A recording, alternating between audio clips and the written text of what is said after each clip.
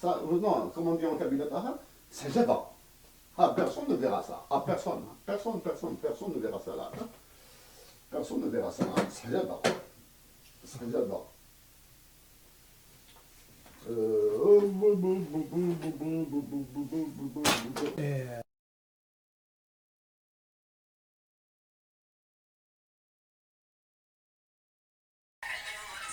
La une scout, etc.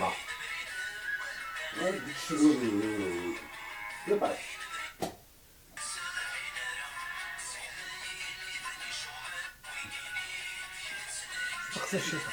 C'est pas grave. Ouais. Non, parce que ça, je m'adresse d'abord pour commencer ça, donc ça va durer. Je peux pas faire le tout d'un bloc. Hein, je peux pas faire le tout d'un bloc.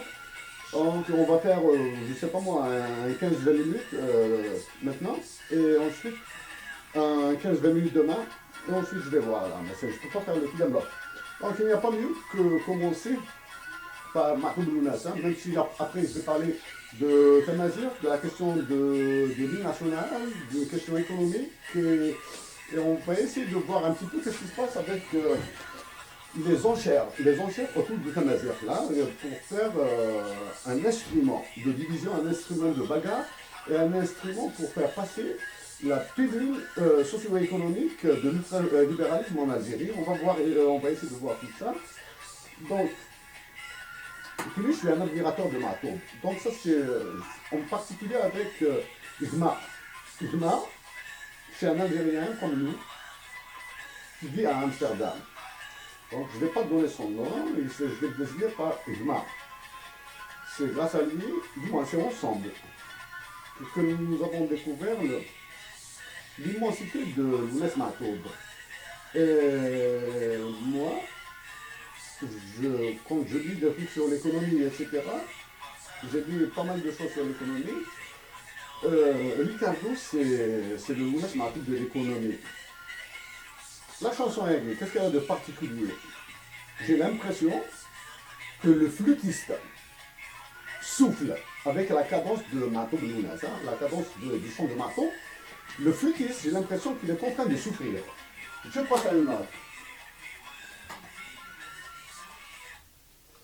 La deuxième, c'est le Hassayado. La chanson, c'est le Hassayado. Ça, c'est de la pub, désolé. Hein. Quand j'écoute ça, j'ai écouté absolument toutes les chansons de Matoub Lounas, hein, absolument toutes. Et même j'ai écrit un texte en anglais sur le Lounas Matoub, c'est grâce à lui, c'est grâce à ce texte que j'ai connu une femme exceptionnelle. Je passe rapidement sur ça. Hein.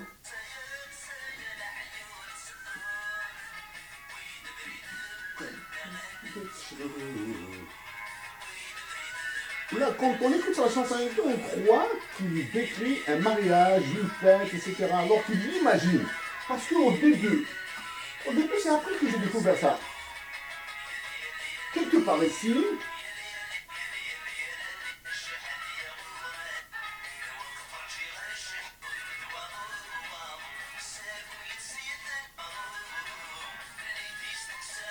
à voir,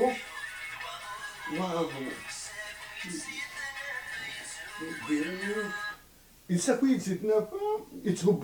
ça veut dire que Lounas dormait. Donc maintenant, est-ce que c'est un cauchemar ou un rêve? Mais je pense plus qu'il s'agit d'un rêve. Il rêvait de sa dulcinée. Hein. C'est l'espoir. Donc là, c'est un rêve. C'est clair qu'il dormait. Il a rêvé. Il a rêvé que sa dulcinée venait chez lui. Écoutez-le. C'est un immense. C'est immense comme chanson. Hein.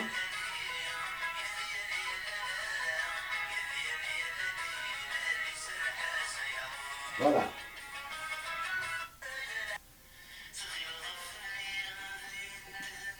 C'est Daouz Katerere. C'est pas une chanson, c'est pas un chant, c'est pas de la poésie, c'est pas. C'est de la folie. Ça, c'est de la folie.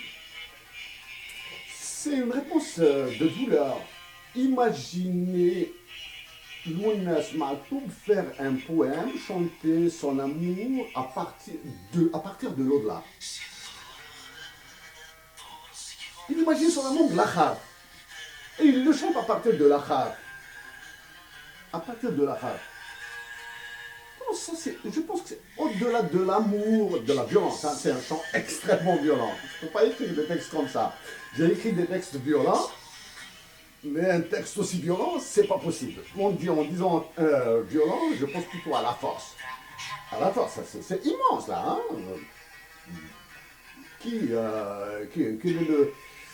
Quels sont les poètes qui me marquent le plus? Mozafer Nouab,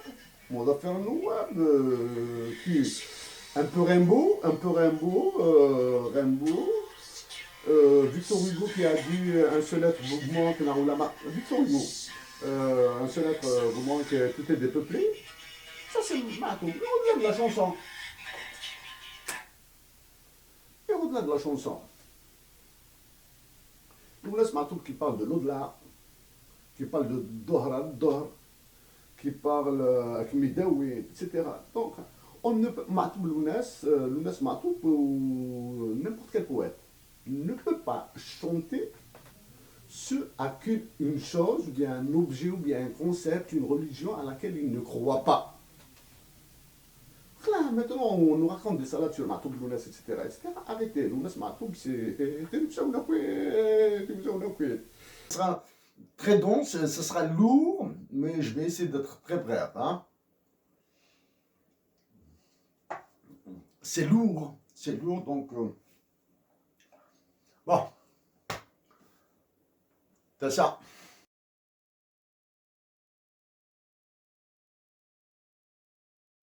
Pour clore notre message, M. Malpass et Mme Georgieva.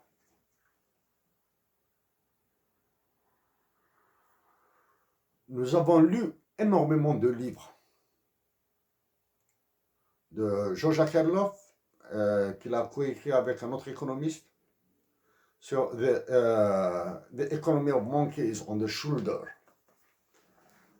Cette économie pour les singes sur les épaules, sur les attentes, about the expectations, sur les préférences révélées de Samuelson, etc.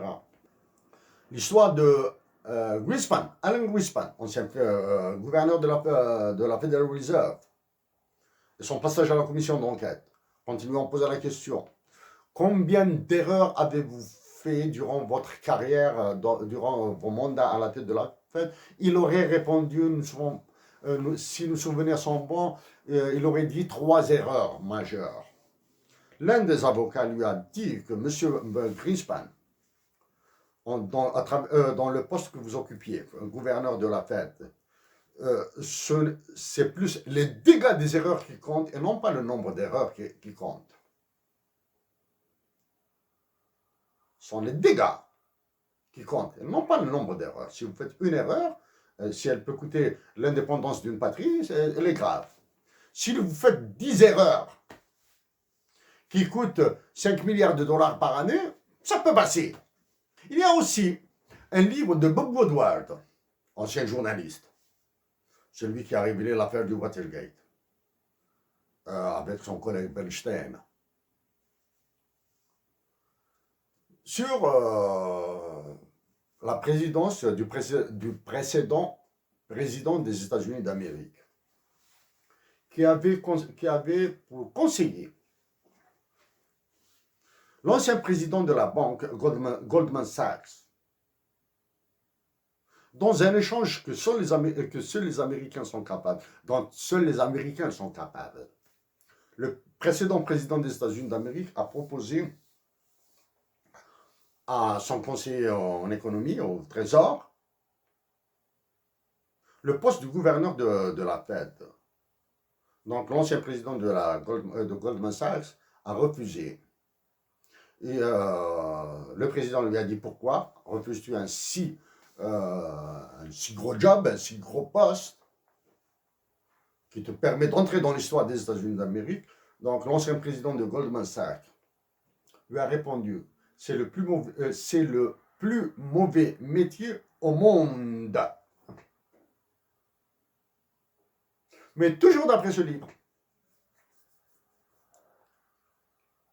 L'ancien président de Goldman Sachs a accepté d'être le conseiller du précédent président des États-Unis d'Amérique sur ordre de sa femme. Donc, toujours derrière, il y a des histoires de femmes et des histoires d'amour. Des histoires d'amour. Oui, nous sommes prêts à céder sur tout. Sauf sur la surévaluation du dinar algérien que nous avons dit que nous allons remettre à sa valeur de 88. Et il est hors de question pour que le dinar algérien, dans l'état actuel de l'Algérie, devienne convertible. Et il est hors de question qu'il aille sur un système de change flottant pur. Il va rester dans un système fixe très rigide. Il va rester. L'Algérie est incapable. Les Algériens sont incapables de supporter un système d'échange flottant pur. Nous pourrons faire probablement des concessions. Sur l'intervention de la Banque centrale. Nous allons donner à la Banque centrale d'Algérie, si nous obtenons le pouvoir régalien, nous allons lui donner toutes les libertés, sauf la liberté. Nous allons lui donner toutes les libertés qu'elle veut, sauf la liberté. Voilà. Oui, probablement que nous aussi, que nous aurions aimé, préféré passer notre temps dans les forêts d'Algérie, dans les champs d'Algérie, dans les champs de la Kabylie, à marcher libre dans la paix, avec la femme que nous aimons. Loin de toutes ces histoires de FMI, de Banque mondiale, de guerre, etc. Oui, nous aurions aimé faire ça. Mais malheureusement, les conditions ne le permettent pas. Mais aussi, l'éthique de la conviction de la responsabilité nous pousse à le faire, à faire ce que nous sommes en train de faire. Donc, si cette femme, cette merveilleuse femme de Kabylie, à qui nous sommes prêts à lever les pieds, par amour, bien sûr, nous demander d'aller vers un système de change flottant pur, c'est-à-dire un dinar flottant, c'est-à-dire c'est le marché, comme c'est le cas du rouble, par amour, nous lui dirons oui, dans une année.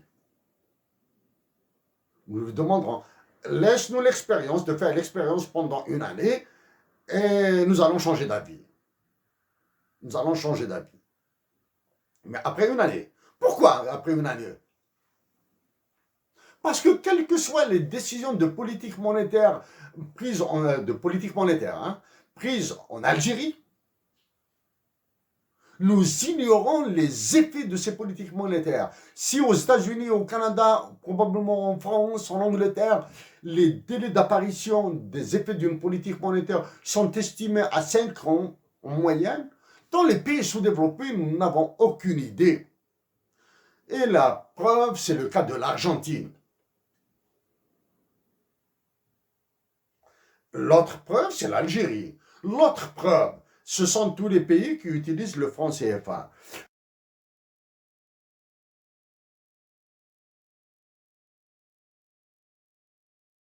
Il y a eu la deuxième phase, un changement dans le modus operandi qui s'est fait particulièrement en Algérie, qui est visible en Algérie. En Algérie, les populations ne sont pas soulevées, bien sûr, par atavisme. Je suis heureux que mes compatriotes d'Algérie ne soient pas soulevés et j'espère qu'ils vont rester dans ce processus de paix pour lequel Hussein Ahmed et d'autres se sont donnés à fond. J'espère qu'ils vont rester dans ce processus de paix, dans cette phase de paix, malgré les difficultés, elles sont atroces là, d'un point de vue monétaire, particulièrement point de vue monétaire et ouverture ultralibérale, ce sera une catastrophe sur l'emploi en Algérie.